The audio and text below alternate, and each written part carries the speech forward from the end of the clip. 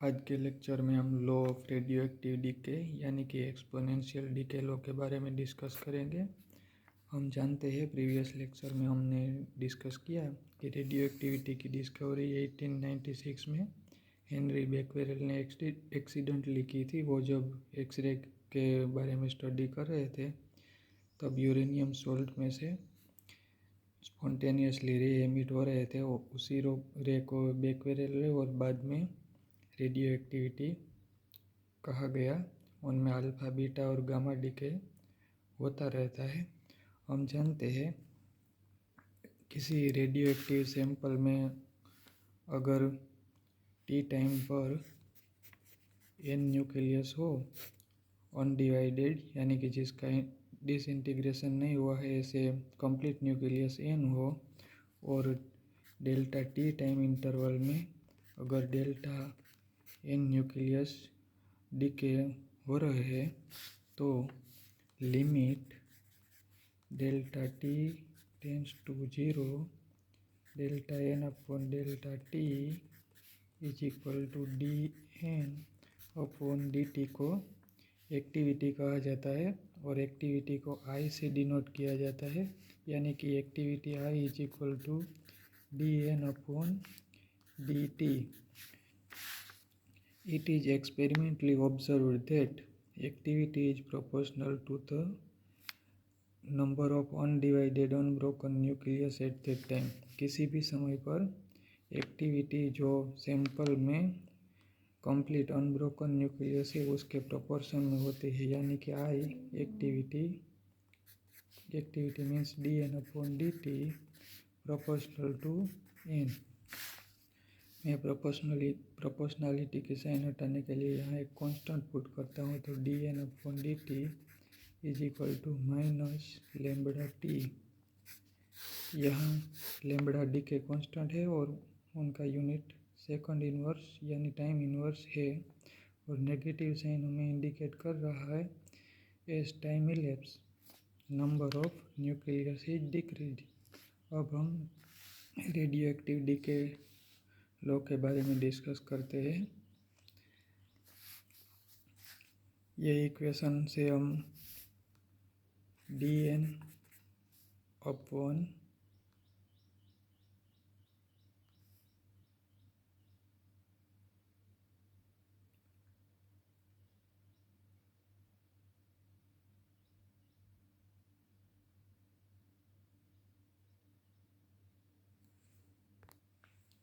D N upon N is equal to minus lambda D T.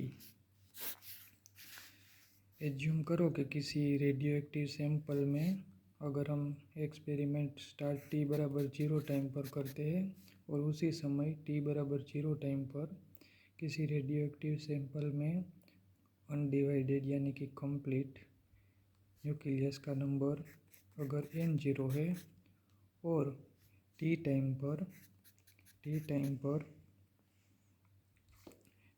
पर nucleus जो unbroken रह गए complete nucleus उनका नंबर अगर एन टी है, तो अब हम ये इक्वेशन को टी बराबर 0 टाइम से लेकर टी बराबर टी टाइम तक यानी कि नंबर ऑफ न्यूक्लियस एन 0 से लेकर एन टी तक इंटीग्रेट कर देते हैं। 0 टाइम पर न्यूक्लियस का नंबर एन 0 है और टी टाइम पर न्यूक्लियस का नंबर एन टी है, यानी कि न्यूक्लियस के नंबर को हमें एन 0 से लेकर एन टी तक इंटीग्रेट करना पड़ेगा, और समय को हमें यह माइनस लेम्बडा कांस्टेंट है इसलिए मैं बाहर लिख देता हूँ। एन 0 टाइम यानी कि 0 time T is equal to 0 और एन टी न्यूक्लियस का नंबर का टाइम यानी कि टी टाइम टी बराबर टी डी टी। आगे हम लिख सकते हैं डी एन अपॉन एन का इंटीग्रेशन होगा नेचुरल लॉग एन, उसकी limit N 0 N T is equal to minus lambda D T का इंटीग्रेशन होगा टी 0 टी। देयरफॉर हम लिख सकते हैं natural log N T minus natural log N zero is equal to minus lambda T minus zero. इसलिए हम आगे लिख सकते हैं natural log N T upon N zero is equal to minus lambda T. अब मैं नेचुरल लॉग घटाने के लिए एन टी लॉग दोनों साइड लगा देता हूँ, तो ये हो जाएगा N T upon N zero is equal to E raise to minus lambda T. अब मैं एन जीरो को ये साइड ले लेता हूँ, तो फाइनली ये इक्वेशन होगा एन टी यानी कि टी टाइम पर न्यूक्लियस का number is equal to N zero E raise to minus lambda T. ये इक्वेशन को एक्सपोनेंशियल डीके लॉ बोला जाता है। ये हमें बताता है कि किसी भी समय पर न्यूक्लियस का नंबर एक्सपोनेंशियली डिक्रीज होता जाएगा। हम जानते हैं कि एक्टिविटी आई न्यूक्लियस के नंबर के प्रोपोर्शन में है, इसलिए ये इक्वेशन को हम एक्टिविटी के फॉर्म में भी लिख सकते हैं, यानी कि आई टी टाइम पर activity is equal to original activity A raise to minus lambda T. ये इक्वेशन को अगर हम टोटल न्यूक्लियस के मास के फॉर्म में लिखना चाहे तो हम ऐसे भी लिख सकते हैं टी टाइम पर न्यूक्लियर सैंपल का mass is equal to original mass E raise to minus lambda T. अब हम डीके कर्व के बारे में डिस्कस करते हैं। मैंने यहाँ डीके कर्व प्लॉट करने की कोशिश की है। डीके कर्व यानी कि न्यूक्लियस के number N versus time T का कर्व। जीरो टाइम पर न्यूक्लियस का नंबर एन जीरो है और बाद में वो एस टाइम इलेप्स डीके होते जाते हैं, लेकिन एक्टिविटी इनफाइनाइट टाइम तक कंटिन्यू रहती है, यानी कि कंप्लीट न्यूक्लियस कभी भी डीके नहीं होते क्योंकि वो एक्सपोनेंशियली डीके होते हैं। इसलिए यहाँ गलती से ग्राफ ऐसे ड्रॉ हो गया, लेकिन as time elapse some nucleus remain in sample. और ये भी बात क्लियर है कि अगर एन वर्सेस टी का ग्राफ ऐसा है एक्सपोनेंशियल डीके कर्व, तो एक्टिविटी वर्सेस टाइम का ग्राफ भी ऐसा ही आएगा। रेडियो एक्टिव डीके लॉ हमें बताता है कि रेडियो एक्टिविटी एक्सपोनेंशियली है, यानी कि वो इनफाइनाइट टाइम तक कंटिन्यू रहती है। ऐसे एग्जाम्पल हम किसी सिंपल टंगस्टन लैंप के बारे में बात करें और हमारे पास 1000 लैंप है और उसका लाइफ अप्रोक्स 1 ईयर है, तो इसका मतलब ये होगा कि 1 ईयर के बाद ये सभी लैंप बर्न हो जाएंगे, यानी कि एक साथ वो फेल हो जाएंगे। लेकिन रेडियो एक्टिव आइसोटोप के बारे में ऐसा नहीं होता। उनमें सभी न्यूक्लियस एक्सपोनेंशियली डीके होते रहते हैं, लेकिन अनडिवाइडेड अनब्रोकन न्यूक्लियस का नंबर कभी जीरो नहीं होता, वो एक्सपोनेंशियली डिक्रीज होता रहता है और इनफाइनाइट टाइम तक कंटिन्यू रहता है। अब हम आगे रेडियो एक्टिव आइसोटोप के एक कैरेक्टरिस्टिक हाफ लाइफ के बारे में डिस्कस करेंगे। हाफ लाइफ को तो 1/2 से डिनोट किया जाता है। किसी भी रेडियो एक्टिव सैंपल में शुरुआती समय में जो न्यूक्लियस का नंबर होता है, उनके न्यूक्लियस ये नंबर को आधा डीके हो जाने के लिए जो टाइम लगता है, उसी टाइम को हाफ लाइफ कहा जाता है। सपोज करो कि किसी रेडियो एक्टिव सैंपल में शुरुआती दौर में न्यूक्लियस का नंबर एन जीरो है, तो एन जीरो टोटल न्यूक्लियस है, उनमें से आधा न्यूक्लियस डीके हो जाने के लिए जो टाइम लगता है, उसी टाइम को तो 1/2 से डिनोट किया जाता है, यानी कि एन जीरो में से N zero by 2 nucleus decay हो जाने के लिए जो टाइम लगता है, उसी टाइम को हाफ लाइफ कहता है। हम जानते हैं radioactive decay law N T is equal to N zero E raise to minus lambda T.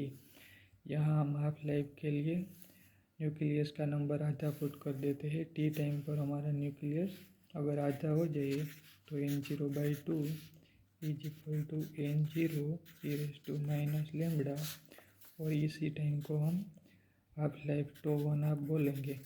दोनों साइड से n0 कैंसिल हो गए, तो 1/2 is equal to E raise to minus lambda to 1 half. इसलिए मैं ये इक्वेशन को ऐसे भी लिख सकता हूँ, 1/1 e raise to lambda to 1 half. इस इक्वेशन को मैं ऐसे भी लिख सकता हूँ, 2 is equal to E raise to lambda to 1 half. अब मैं एक्सपोनेंशियल हटाने के लिए दोनों साइड नेचुरल लॉग पुट कर देता हूँ, तो natural log 2 is equal to lambda to 1 half. हम जानते हैं ये नेचुरल लॉग जो ई के बेज पर होता है उसे कॉमन लॉग में लिखने के लिए हमें 2.303 से मल्टीप्लाई करना पड़ता है। इसलिए कॉमन लॉग मीन्स 10 के बेज का log into 2.303 is equal to lambda to 1 half. हम जानते हैं log 2 की value 0.3010 into 2.303 is equal to lambda to 1 half. ये होगा 0.693 is equal to lambda to 1 half, यानी कि half life T 1 half is equal to 0.693 upon lambda. ये half life की नेसेसरी फॉर्मूला है। ये फॉर्मूला हमें बताती है कि हाफ लाइफ डीके कांस्टेंट के इन्वर्सली प्रोपोर्शनल में है, यानी कि अगर डीके कांस्टेंट ज़्यादा होगा तो हाफ लाइफ कम होगी और वो रेडियो एक्टिव आइसोटोप स्पीड में डीके हो जाएगा, और अगर डीके कांस्टेंट कम होगा तो हाफ लाइफ ज़्यादा रहेगी और उनकी एक्टिविटी स्लो आयाम में होगी। इसकी ग्राफ हमने यहाँ प्लॉट करने की कोशिश की है, और हम जानते हैं कि किसी रेडियो एक्टिव सैंपल में न्यूक्लियस का नंबर तो एवोगैड्रो के ऑर्डर में होते हैं, लेकिन यह हमें सिंपली समझाने के लिए अगर किसी रेडियो एक्टिव सैंपल में शुरुआती समय पर 0 टाइम पर न्यूक्लियस का नंबर जो हमें n0 बोलते हैं वो मान लो कि अगर 1000 है, तो 1000 में से आधा हो जाने के लिए, यानी कि आधा डीके हो गए और आधा अनडीके रह गए, यानी कि 500 न्यूक्लियस बन जाने के लिए जो टाइम लगता है उसी टाइम को हाफ लाइफ बोलते हैं। अगर उसकी एक्टिविटी ज़्यादा होगी, डीके कांस्टेंट बड़ा होगा, तो वो स्पीड में डीके हो गए और उसका हाफ लाइफ कम होगा, यानी कि लेमड़ा 1 जो ग्रेटर है उसके लिए पहला हाफ लाइफ यानी ये कम रहेगा। और अगर किसी रेडियो एक्टिव आइसोटोप में 1000 अनडिवाइडेड न्यूक्लियस है लेकिन उसका डीके कांस्टेंट कम है पहले के कंपेयर में, तो उसके लिए हाफ लाइफ ज़्यादा होगा, और ऐसे सो ऑन। कहने का मतलब यही है कि हाफ लाइफ डीके कांस्टेंट के इन्वर्सली प्रोपोर्शन में है। हाफ लाइफ के बारे में एक मज़ेदार बात ये भी है कि ये न्यूक्लियस का नंबर शुरुआती न्यूक्लियस से आधा हो जाता है। इसका मतलब ये नहीं है कि वो न्यूक्लियस का नंबर और हाफ लाइफ साइकिल में सेम ही रहेगा। यानी हम एग्जांपल से बात करें तो अगर किसी रेडियो एक्टिव सैंपल में n0 न्यूक्लियस है तो एक हाफ लाइफ के बाद उसके नंबर n0/2 हो जाएंगे, और ये पहली साइकिल होगी और पहला हाफ लाइफ होगा। बाद में अब शुरुआती नंबर n0/2 है, उसके आधा यानी कि n0/4 हो जाने के लिए जो टाइम लगता है उसी टाइम हाफ लाइफ, यानी कि दूसरी साइकिल में दूसरा हाफ लाइफ। यानी कि हाफ लाइफ तो रेडियो एक्टिव सैंपल की कैरेक्टरिस्टिक है, वो तो सेम ही रहता है, लेकिन सभी साइकिल में न्यूक्लियस का नंबर पहले से आधा हो जाता है, लेकिन शुरुआत में जो n0 न्यूक्लियस थे उनसे 1/2 अपॉन n फैक्टर से डिक्रीज होता जाता है, यानी कि पहले n0 थे तो n0/2 हुए, बाद में उससे आता n0/4, बाद में उससे आता n0/8। लेकिन शुरुआती न्यूक्लियस की कंपेयर में पहले 1/2, बाद में 1/4, बाद में 1/8 और बाद में 1/16 और सो ऑन। और ये होने के लिए जो साइकिल लगेगी वो हाफ लाइफ की रहेगी, पहला हाफ साइकिल, दूसरा, तीसरा and so on. Radio active isotope की और एक कैरेक्टरिस्टिक भी डिफाइन की जाती है, मीन लाइफ। मीन लाइफ को टो या टो बार से डिनोट किया जाता है और ये से भी डिनोट किया जाता है।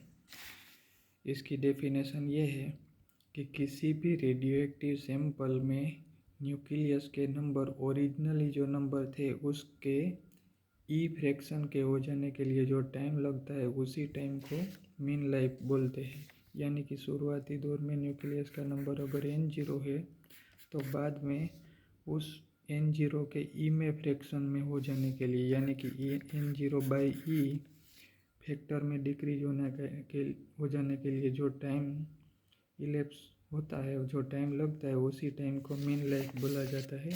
अब हम रेडियो एक्टिव डीके लो जानते हैं, nt = n0 e⁻λt। टी समय पर न्यूक्लियस का नंबर अगर n0/e हो जाता है तो उसे मीन लाइफ बोलते हैं, यानी कि n0 e⁻λ तो बार। दोनों साइड से n0 कैंसिल हो गए और यहाँ मैं लिख सकता हूँ e⁻1 e⁻λ तो बार। दोनों साइड बेस सेम है इसलिए मैंने पावर को इक्विवेलेंट कर दिया, तो आगे होगा माइनस माइनस भी कैंसल, 1 λ तो बार, यानी कि तो बार = 1/λ।